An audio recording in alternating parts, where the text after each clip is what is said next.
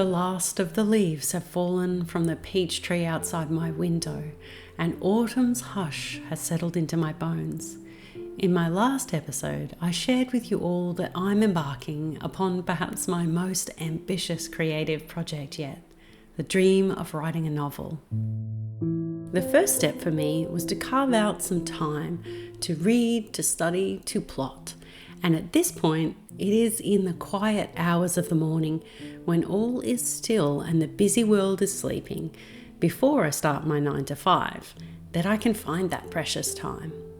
Here at the kitchen table, coffee in hand, is where this new chapter for me begins. And so, of course, I wanted to make the space in which I spend my mornings more inviting, more inspiring, with what I like to call a cozy academia aesthetic. Yes, it's time for a kitchen makeover, and while I don't want to go knocking down walls and tearing up the cabinets, well, I do, but my bank account tells me I need to restrain myself. There are lots of small and inexpensive ways I've been transforming this space into something that feels, well, more me. But before we get started, I'd like to take a moment to thank Millennial for sponsoring this episode. Millennial is a tool for organising your creative projects, and I have to say, it has quickly become my absolute favourite way to create a little calm where once there was nothing but artistic chaos in my brain. I'm very much a visual thinker, and Millennial is the most beautiful way to collate my ideas, adding colours, notes, imagery, even music. It's perfect for creatives because it allows so much freedom in the way you can organise ideas aesthetically in a way that makes sense to you. In my latest episode, I talked about how I want to find ways to simplify and slow down, and Millennial is really helping me with that. I am in the process of moving everything that once I scattered across multiple handwritten notebooks, including my reading journal and writing project notes, over onto Millennial, where I can access it anytime on any of my devices. For this kitchen makeover, I've been taking my inspiration photos and using Millennial's handy web clipper to add images of things that I have purchased or thrifted to my mood board, like this gorgeous green ottoman where I can keep my books and annotation kit beside the sofa, and detailed sketches of the Jacob and Joseph Kahn chairs I scored on Marketplace. One of my favourite things to play with in Millennial is the colour swatches, because you can use the eyedropper tool to easily select a shade from anything on your mood board to create the perfect palette. In this way, I was able to decide on the perfect colour for my kitchen cabinets, Jungle Cloak by Dulux. You can see here in one of my original boards for the general aesthetic of the open plan living and dining room that I wanted to create a sense of cozy academia. How could you bring the idea of academia into a kitchen, you ask? Well, not easily, but I think with the autumnal colour palette, carefully selected art prints, and vintage kitchen items, we'll be getting somewhere. After all, this kitchen is where I spend my early morning hours, immersing myself in my writing and research, steaming cup of coffee in hand. I've just been having so much fun with Millennial. It feels to me like an online canvas designed to help you plan, brainstorm, and curate your wildest creative dreams. And if you're not sure where to begin, Millennial offers over 100 built-in templates for you to get started. Best of all, Millennial is available for free with no time limit. So sign up using the link in the description below and start your next creative project.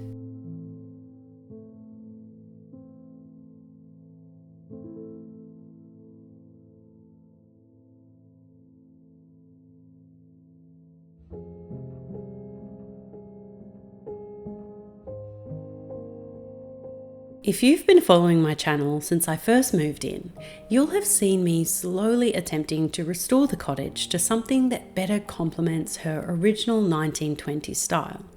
Houses built in the Jazz era here in Australia would most probably have been furnished and decorated with a mix of Victorian era pieces and, if her owner at the time was so inclined, items that embrace the new artistic and intellectual ideals of turn-of-the-century modernity, and that fits rather nicely into my cozy academia aesthetic. But here is what I had to work with: a drab, depressing, millennial grey hellscape of a kitchen.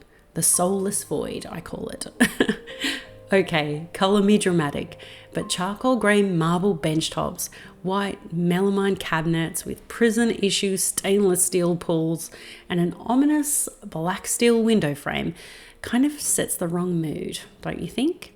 Unfortunately, the oven, benchtop and tiles will be too expensive to revert back to a more heritage style, but that leaves the cabinets, furniture and decor to play with, bringing in some warmth and character. And since the kitchen flows right on into the dining space and living room, we can decorate that area too. I think we can do something really beautiful, starting with a little antiquing.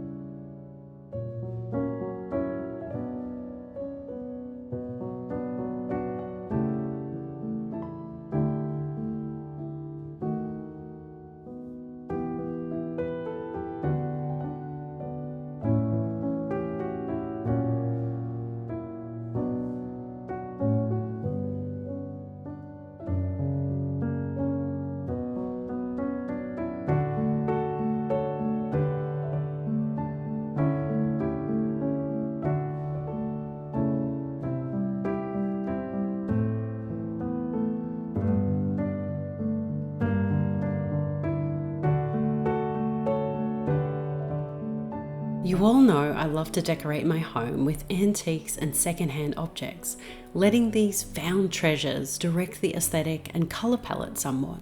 And I'm so lucky to live near quite a few really great op shops, as we call them in Australia. Now, I do think I have a bit of a knack for manifesting the exact thing I'm searching for, like this incredible classic transistor radio that popped into my head in the morning and was found literally hours later when I drifted into the local retro emporium. I also scored an old-fashioned flower tin, little 70s milk jug and some salt and pepper shakers. I think they'll do just nicely.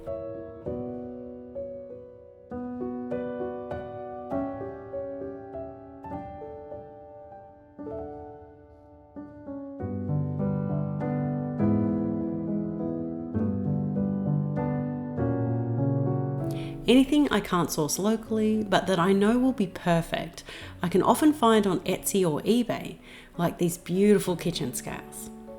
The other place I have a bit of luck is Facebook Marketplace, where I found my dream chairs, authentic Jacob and Joseph Kahn antiques, handcrafted around 1890 in Vienna. Lord knows how they made it all the way to my remote corner of Australia. The best part was that the people selling them had no idea how much they were worth. I feel a little guilty actually, but I don't know, maybe it's just the luck of the Irish.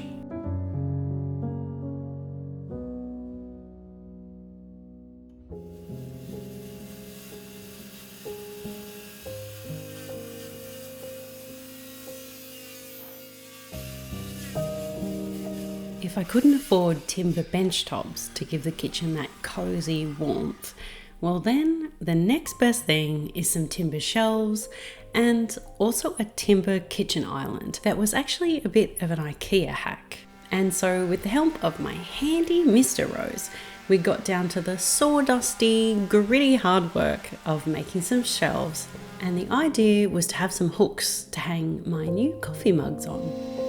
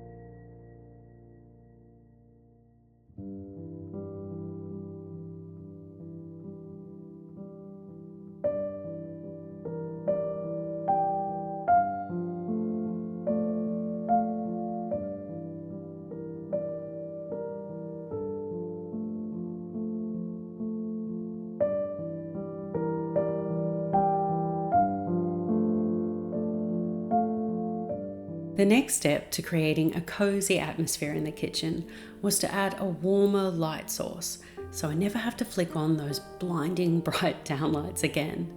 Now, I'm on a shoestring budget here because, sure, I would have loved some large hanging light shades, but I told myself I'm not allowed to call the electrician again this year unless something is literally on fire. Too expensive. So I decided to get out my trusty hot glue gun and get crafting instead.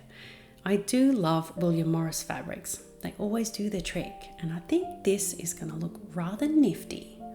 I used a cheap old lampshade. I think this cost me about $30, so definitely a bargain.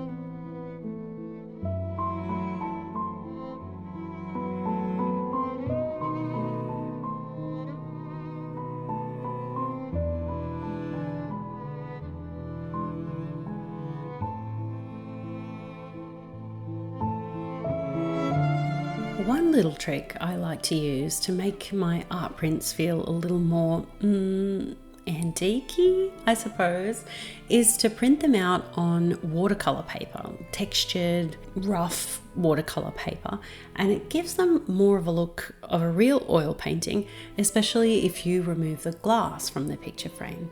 That way it's not so shiny. It looks kind of matte and, yeah, more warm and cozy.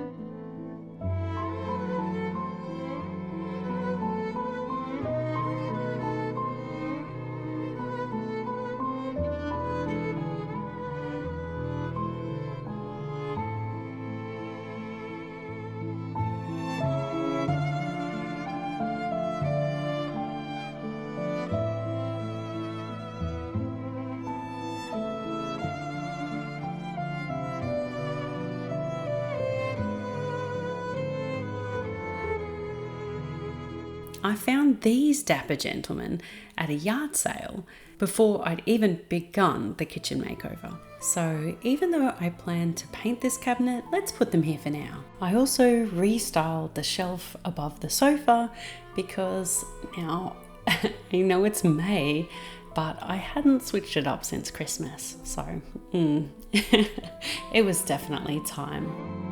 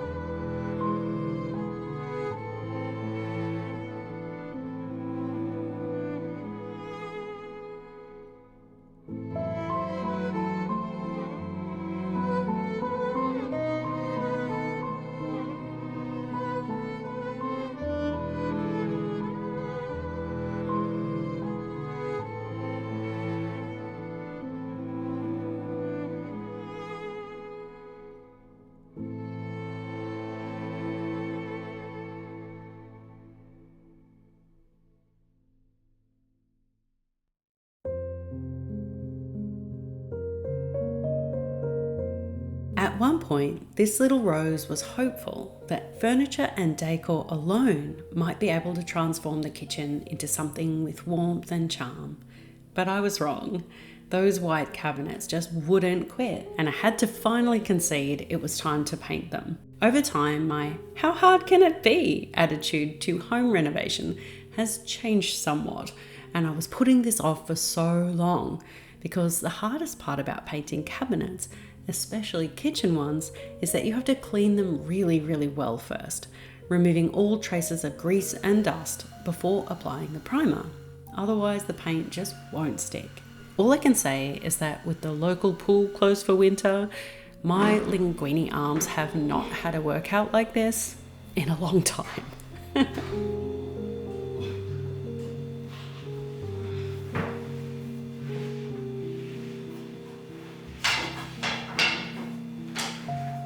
My arms!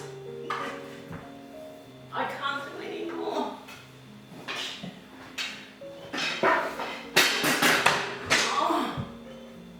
That's the easy part, baby. Huh? That was the easy part. Look at my face. Trust me, he's wrong. That was not the easy part.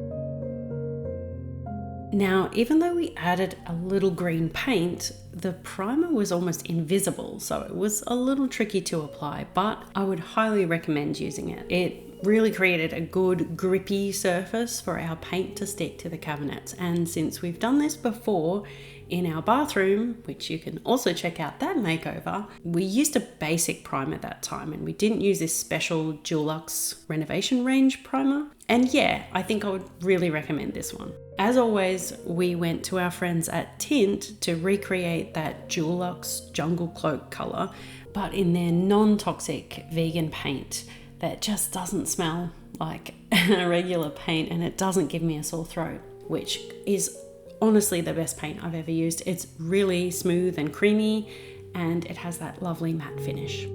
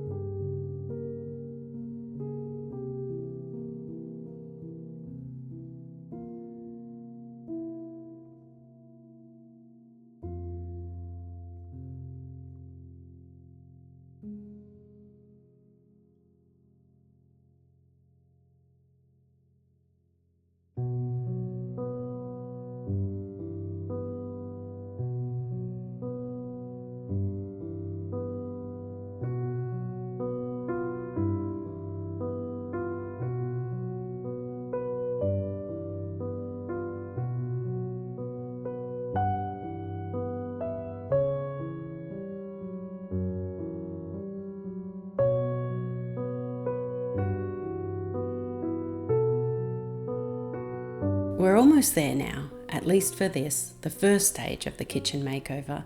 And now that the paint has dried and the new antique gold handles have been installed, it's time to add the finishing touches. This kitchen was indeed the biggest and most complicated space we've tackled so far, and it was also the room in the house that had seen the most changes over the years. Nothing of the original kitchen remained, save for one little pantry cupboard, and it really was a challenge to bring back some old world charm. It was hard for me to imagine what it once might have looked like under all that millennial grey minimalism, but I think I've done my best with the resources available. And with little touches of eclectic, vintage found items, I think it's going to be a rather inspiring place to spend the early morning hours crunching toast, sipping coffee, and working on my novel as the sun rises. Certainly better than it once was, even if I can still think of a few little things I might change. Don't tell Mr. Rose.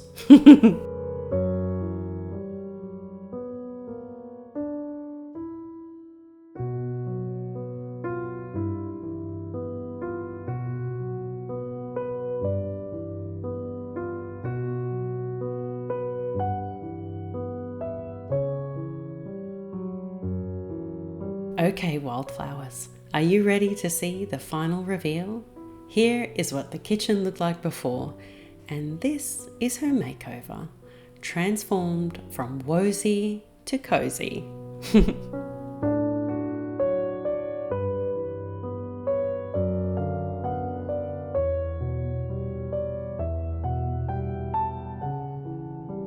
Now, I won't pretend I don't fantasize about a second makeover, perhaps performed by benevolent spirits in the night, where I wake to find warm stone bench tops, Italian hand-painted tiles, French windows that open out to a walled garden beyond. I mean, let's throw in a fountain and some climbing roses out there, a farmhouse sink, and a Falcon classic oven. You know, the $13,000 ones? Those kind spirits would probably also install a new range hood, an oversized copper pendant light draping from the ceiling, and decadent panelled mesh cabinetry at the top that reaches all the way to the ceiling.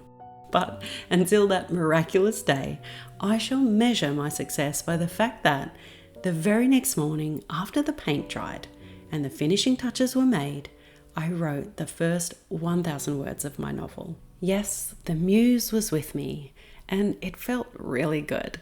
I feel kind of like I can do this. I've been studying, plotting and planning, and reading. And you know, it occurred to me that all my makeovers so far have been kind of bookish. And so I will leave you with the words of Virginia Woolf from To the Lighthouse, where she describes the fumbling airs that breathe and bend as they make their way through the house. And so, nosing, rubbing, they went to the window on the staircase, to the servants' bedrooms, to the boxes in the attics, descending, blanched the apples on the dining room table, fumbled the petals of roses, tried the picture on the easel, brushed the mat and blew a little sand along the floor. At length, desisting, all ceased together, gathered together, all sighed together, all together gave off an aimless gust of lamentation, to which some door in the kitchen replied, swung wide, admitted nothing, and slammed to.